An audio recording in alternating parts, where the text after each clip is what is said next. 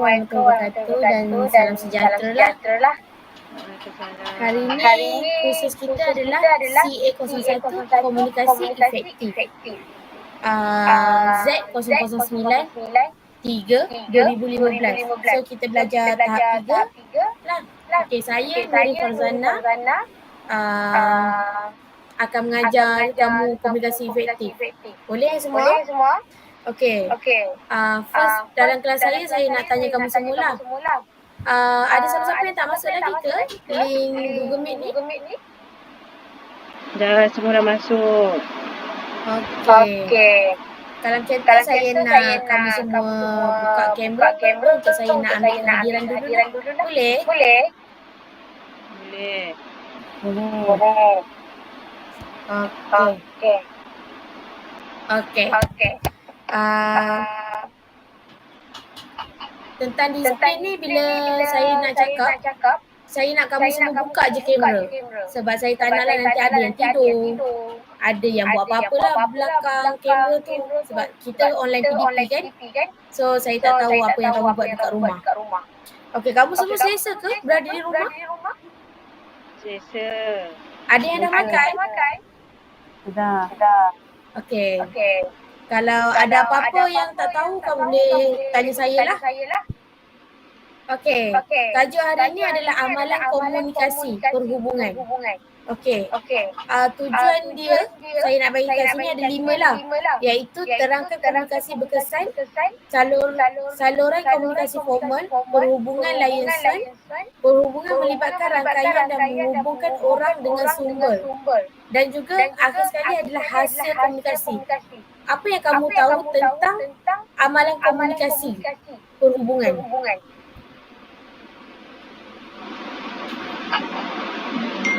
Ada yang tahu? Umi ada nak jawab? Hubungan antara dua hala. Okey, betul. Okey. Saya nak tanya, apa yang kamu tahu tentang komunikasi berkesan? Cara respon. Okey, betul. Okey.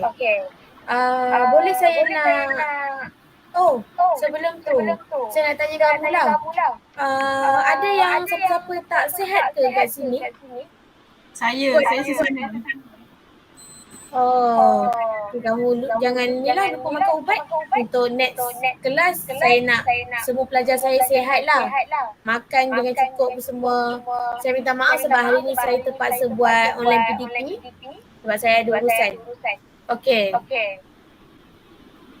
Objektif, terangkan komunikasi berkesan, jelaskan saluran komunikasi formal, apakah perhubungan liaison, uraikan perhubungan melibatkan rangkaian dan menghubungkan orang dengan sumber. Hasil komunikasi adalah benda yang terakhir lepas apa yang kita buat dengan komunikasi berkesan lah. Okey. Dekat sini saya nak kamu cakap lah. Apa yang kamu rasa komunikasi berkesan ni? Adakah saya ni berkomunikasi berkesan tak dengan kamu? Ada. Okey, kalau ada yang nak jawab, kamu buka je mic tu untuk jawab. Kamu jangan risau. Okey. Komunikasi berkesan. Komunikasi berkesan ialah penyampaian maklumat dengan cara yang mudah difahami oleh penerima. Komunikasi amalan penting utamanya ketika berhubung dengan orang lain di tempat kerja. Komunikasi berkesan juga boleh membaklum balas dari penerima mesej kepada penyampaian. So saya nak terangkan kat sini lah. Komunikasi berkesan ni dia akan berhubung dekat mana? Kiranya komunikasi berkesan ni dia berada di mana?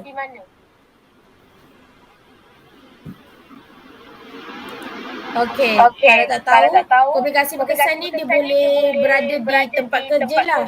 Kerana dapat menyelesaikan atau menggalakkan konflik serta menggalakkan persekitaran kerja yang menyenangkan. Kalau kamu tak ada tempat kerja yang menyenangkan, kamu takkan jadi dia komunikasi berkesan. Sebab nanti akan ada yang toksik, so kamu takkan selesa bekerja di situlah. Macam tu juga saya cakap komunikasi berkesan ni ada message, send, interpret. And then baru kita akan dapat feedback balik kepada message. Okay? Okay, saluran komunikasi formal. Okay, ada siapa-siapa nak bacakan untuk saya?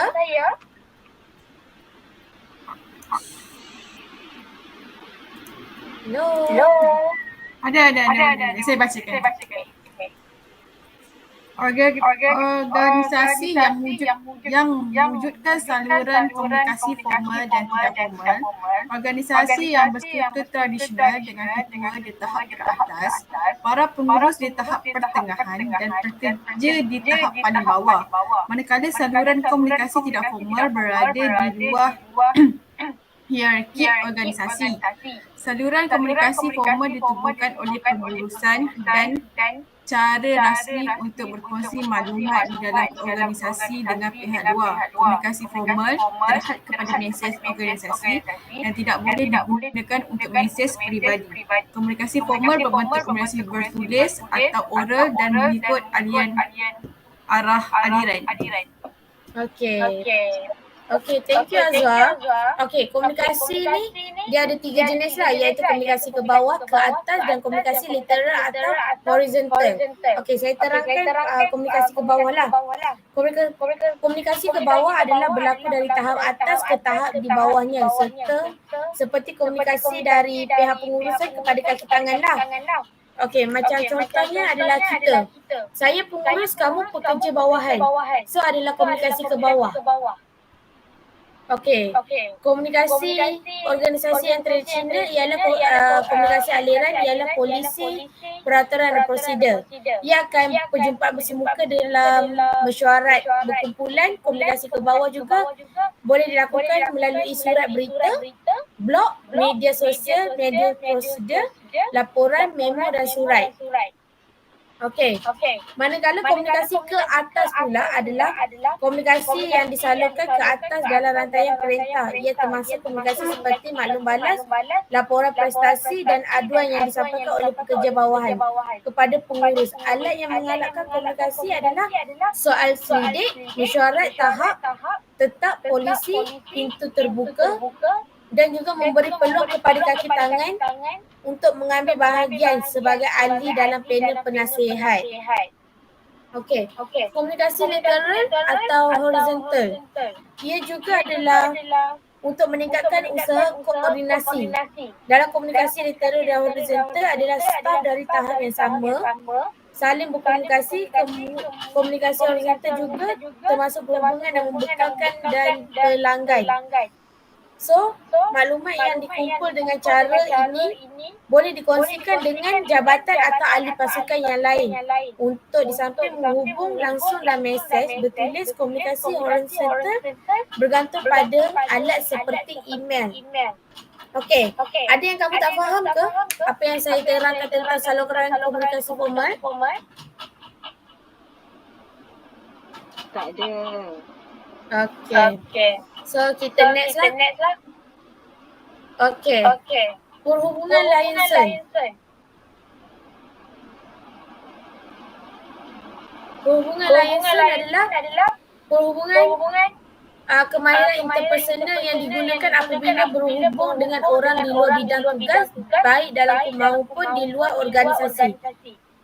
Okey, perhubungan melibat rangkaian dan menghubungkan orang dengan sumber adalah sumber yang dimasukkan dalam konteks perhubungan, iaitu orang lain, wang, maklumat, ruang dan barang serta kelengkapan. Setengah organisasi mengkajikan pekerja tentu untuk berfungsi sebagai pegawai penghubung. Tetapi ada juga organisasi yang mengharapkan pekerjanya melakukan tugas perhubungan apabila perlu. Okey, secara keseluruhan dia, tugas utama pegawai penghubung adalah menjadi pengantaraan antara dua pihak. Dia penting untuk seseorang pegawai perhubungan bersifat netral dan tidak berpihak kepada sesiapa pun. Contohnya, kalau ada satu tempat kerja ni, kamu berhubung dengan pegawai kamu tu, tapi pegawai kamu tu macam dua. Dia berdua, dia pihak kepada orang yang salah dan juga dia tak berpihak kepada kamu lah. So dari situ kita kena timbulkan sifat neutral dan tidak berpihak pada siapa pun. Dia mungkin suka untuk seorang kaki tangan biasa melakukan tugas perhubungan sekali-sekala. Okey, perhubungan dalam organisasi juga melibatkan penggunaan saluran komunikasi yang berlainan. Contohnya kalau ada yang suka berkomunikasi dalam lain cara dia lah. Okey? Okey. Kemahiran komunikasi perhubungan dia ada 4 jenis lah. Iaitu sikap dan serius, elakkan suasana tegang. Cara berkomunikasi dia ada 4 jenis iaitu mesyuarat terbuka, email, mesyuarat bersemuka, pembentangan dan juga berkomunikasi dengan orang lain menggunakan bahasa yang mudah, awasi bahasa gerak-geri dan juga nada. Okey, dekat sini saya nak terangkan tentang sikap yakin dan serius lah. Dia berkomunikasi dengan orang lain, kurang keyakinan dan memberi tangkapan seolah-olah anda tidak pasti tentang apa yang anda nak sampaikan. Lantas mesej anda akan diabaikan. Contohnya macam kamu nak present tapi kamu tak ada pun sikap yakin dengan serius tu. Kiranya apa yang kamu nak sampaikan tu orang akan abaikan. Dia akan cakap okey faham, itu saja. So, elakkan suasana tegang. Anda perlu mewujudkan suasana yang menyenangkan untuk komunikasi secara berkesan. Komunikasi yang terlalu bersungguh-sungguh, mesej yang akan anda sampaikan mungkin tidak dapat difahami dengan betul atau dilupakan begitu sahaja. Apabila suasana tidak mesra dan tegang, melawak sedikit pun mungkin melegakan suasana. Bagaimanapun janganlah terlalu banyak melawak kerana tugas anda bukan untuk menjadi pelawak. So kalau kita nak present, kita jangan terlalu gunakan banyak lawak lah dalam situasi yang ada. Contohnya kalau kamu melawak sangat pun orang takkan faham apa yang kamu nak sampaikan. Orang akan fikir dia ni nak jadi lawak ke dia nak present apa yang dia nak sampaikan. So dari situ pun kamu semua jangan inilah ada tahap melawak tu. Okey, kalau contoh cara berkomunikasi, kan dia ada 4 jenis. Mesyuarat terbuka adalah pendekatan ini masih merupakan salah satu cara terbaik dan berkesan untuk berkomunikasi dengan pasukan. Okey, kalau contoh cara berkomunikasi ni, kamu dapat timbulkan percakapan kamu dengan pasukan kamu lah. Kiranya pasukan kamu akan faham sebab dia bersemuka, berhadapan depan. Apa yang kamu tak tahu, kamu boleh angkat tangan tanya dia. Contoh macam sekarang ni kita online PDP. Kalau kamu tak tahu, kamu boleh buka mic dan tanya teruslah kepada saya akan bagi tahu. Okey, yang kedua adalah email. Email ni dalam keadaan rasminya semua orang tahu cara penggunaan email. Tapi komunikasi melalui email akan membolehkan menyampaikan mesej pada ahli pasukan tanpa memerlukan mereka meninggalkan tempat duduk. Contohnya kalau email datang, masuk je email, kamu semua akan buka email. Dan start daripada situ kamu semua takkan boleh bangunlah daripada tempat duduk kamu. Kiranya macam kamu akan fokus dengan kamu punya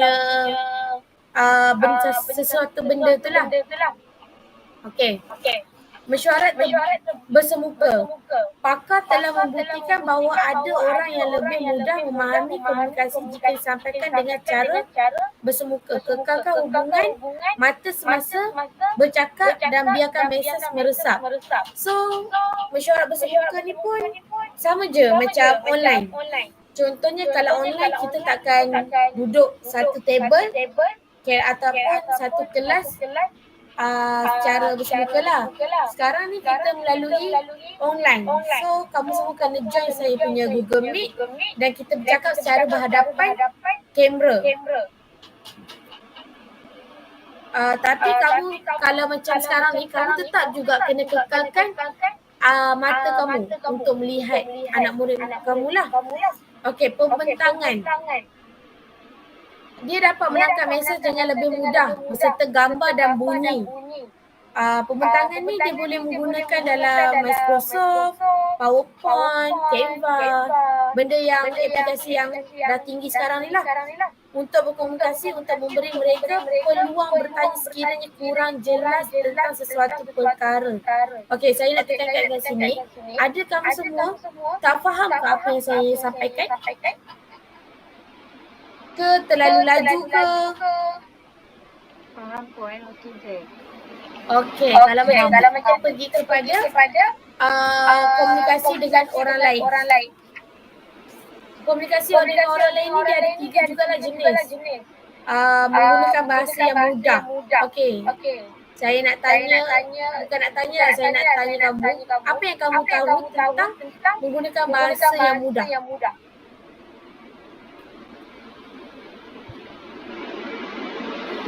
Bahasa yang biasa. Okey, lagi? Cara penyampaian. Okey, betul. Okey, bahasa yang mudah ni adalah kemahiran bahasa yang digunakan mudah dan jelas untuk menghasilkan komunikasi berkesan. Dia juga menggunakan bahasa yang berbunga lah. Contohnya mesej anda akan menjadi, kalau contohnya menggunakan bahasa yang berbunga, dia akan menjadi kabur dan tidak dapat difahami. Oleh itu dia akan menjadi pembaziran lah, pembaziran masa sebab perlu menjelaskan apa benda lagi untuk orang tu faham. Lebih buruk lagi, anda mungkin terpaksa menanggung akibat jika berlaku sesuatu yang tidak diingat ni kerana arahan anda tidak difahami. Okey, contoh macam saya nak bagi arahan pada kamu tapi kamu tak faham apa arahan saya. So kamu buat benda tu adalah kerja kamu tu macam, oh maybe yang ni kot, tapi sedangkan saya bagi tahu benda lain, kamu buat benda lain. Itu adalah menggunakan bahasa yang mudah lah untuk kamu faham. Yang kedua adalah awasi bahasa gerak-geri. Bahasa gerak-geri ni pun penting untuk komunikasi. Bahasa gerak-geri dalam komunikasi berdiri atau duduk dengan tegak, beri senyuman, salam, tangan dan buat hubungan mata. Gunakan tangan untuk menggambarkan mesej anda. Gunakan pergerakan tangan dan isyarat untuk mengukuhkan keseriusan perkara yang anda sampaikan, tetapi jangan guna pergerakan badan yang keterlaluan. So maknanya dari sini pun gerak-geri kita pun orang akan awas. Gerak-geri contoh macam kalau kita terlampau banyak gerak-geri pun orang tak akan faham sangat. Betul tak? So kita kena berdiri ataupun duduklah dengan tegak. So kalau contoh kalau kita bergerak macam ni pun sekali orang akan berfikir, dia ni nak pizza ke, dia nak menari ke, dia nak jalan ke, kita tak tahulah. So sebab tu kita kena ada awasi bahasa gerak-geri. Okey, jaga nada ni adalah maksud sebuah perkataan dapat berubah jika disebut dengan nada yang lebih berlainan. Oleh itu, pastikan bercakap menggunakan nada suara yang sesuai supaya orang lain tidak salah faham. Elakkan juga mengumam, bercakaplah dengan terang dan jelas supaya kata-kata anda difahami dan anda kelihatan yakin. Jaga nada suara ni pun, contoh kalau pitch kita naik sikit pun orang kata macam, dia ni marah ke, dia ni cakap macam ni ke. So kita kena jaga juga nada kita lah supaya orang lain lebih faham. Okey, setakat ni lah kan saya nak tanya, apa yang kamu tak faham tentang Lion Scene dan juga kemahiran komunikasi perhubungan? Apa yang kamu tak faham, kamu boleh je tanya saya. Setakat ni faham. Okey, kalau kamu faham, okey, akhir sekali adalah hasil komunikasi. Ada siapa-siapa nak baca ke untuk saya tak? Saya. Okey, Husna bacakan.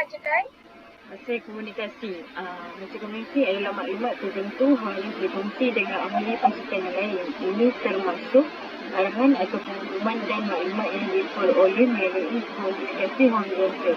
Kerana ada kemungkinan maklumat tersebut sangat penting. Komunikasi berkesan amat penting untuk memastikan kerja dilaksana mengikut arahan. Okey. Bagus, pandai Husna. Okey, selain itu, kalau komunikasi ni tak penting, apa yang akan berlaku dengan hasil komunikasi kita? Berkesan ke tak berkesan? Tak berkesan. Okey. Sebab itulah kalau kita kena timbulkan sifat komunikasi dengan lebih yang berkesan lah. Contohnya kalau jika berlaku tidak berkesan, komunikasi tak berkesan ni maklumat dia pun takkan sampai. Dan juga keadaan persekitaran mungkin akan menjadi kurang selesa. Sebab kaki tangan akan menyimpan perasaan syak terhadap ketua mereka, manakala pengurus mungkin marah dan geram kerana arahan mereka tidak dilaksanakan. Okey, setakat ni kan saya nak tanya kamu. Kalau contoh saya terang bagi komunikasi yang tidak berkesan, apa yang kamu akan rasa? Penyampaian tak sampai. Lagi?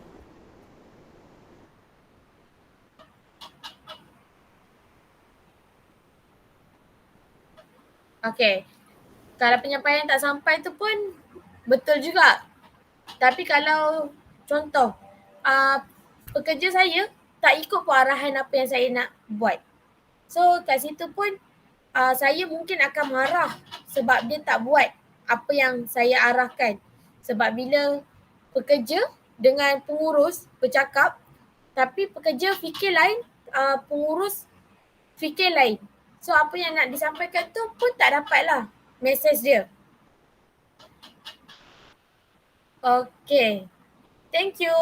Okay, ada apa-apa yang kamu semua tak faham ke? Apa yang saya terangkan? Kau ada nak tanya apa-apa ke daripada slide pertama? Okay, ada apa-apa ke dekat komunikasi berkesan? Umi? Tak ada. Okay. Azwa, ada ke yang kamu tak faham tentang saluran komunikasi formal? Tak ada. Faham. Husna, faham ke? Faham. Okay, kalau macam tu kan, saya nak bagi kertas penerangan lah pada kamu semua. Tapi saya masukkan kertas penerangan tu dalam GC. Kamu semua boleh buka GC masing-masing lah. Saya ada masukkan dalam grup kelas GC kita. Kamu boleh tengok lah kertas penerangan tu, faham dulu apa yang saya sampaikan. Nanti akan ada soalan lah, beberapa soalan untuk saya tanya kamu. Boleh?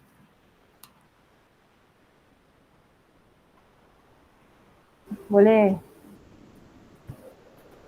Okey, saya bagi masa kat kamu 3 minit untuk kamu faham kertas penerangan saya tu lah.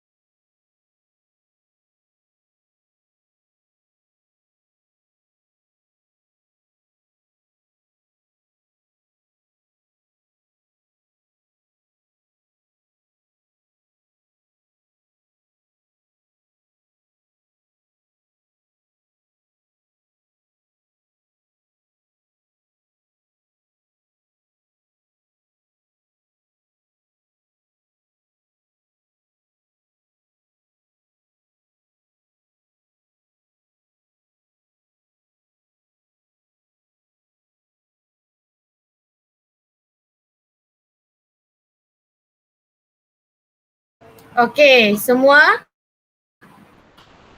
Okey, saya nak tanya soalan lah pada kamu semua ya.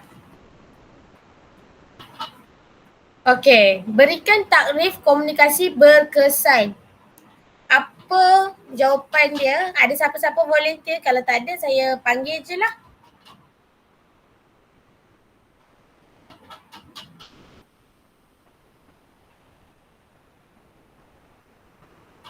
Hello? Ada siapa-siapa nak jawab?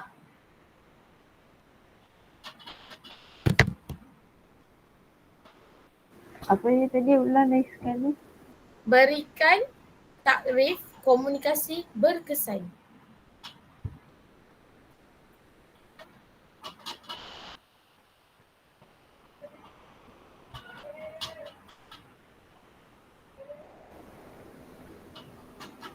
Okey, kalau macam tu, Ada. okey. Komunikasi berkesan ditakrifkan sebagai ucapan lisan atau kaedah lain untuk menyampaikan maklumat atau mesej supaya mudah difahami oleh pihak yang menerimanya. Okey. Betul Umi. Maknanya kamu fahamlah apa yang saya sampaikan tadi. Okey, soalan kedua. Apakah tujuan organisasi menubuhkan saluran komunikasi formal?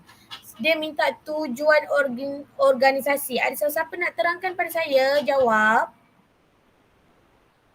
Azwa, kamu ada ke? Ada, saya ada Puan. Okey, kalau macam tu saya nak kamu jawab. Apa soalan saya tadi? Jawapan dia.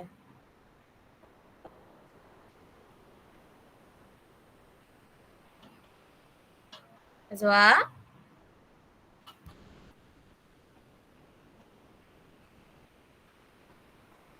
Okay, maybe line dia tak ada kot. Okay, kalau macam tu jawapan dia adalah untuk berkongsi maklumat di dalam organisasi dan dengan pihak luar. Sebab tu kita ada tujuan organisasi menubuhkan saluran lah. Okay. Kalau macam tu saya harap kamu semua faham lah apa yang saya bagi. Tengok balik kertas penerangan saya. Dah bagi dalam GC tu. Tengok. Faham betul-betul. Untuk last adalah saya nak kamu ni lah buat tugasan. Boleh? Tugasan pun saya ada bagi dalam GC. Kertas tugasan. Tugasan tu saya masukkan dalam Word je. Kalau kamu rasa nak edit dalam tu terus, boleh submit ke dalam GC balik lah. Kalau kamu rasa macam susah, tak ada line ke kat rumah, kamu boleh print out and then nanti hantar hard copy kepada saya atas meja lah. Yang pasti saya nak pada pukul esok. Esok pagi dalam pukul 12 ke, boleh ke semua? Ke terlalu awal?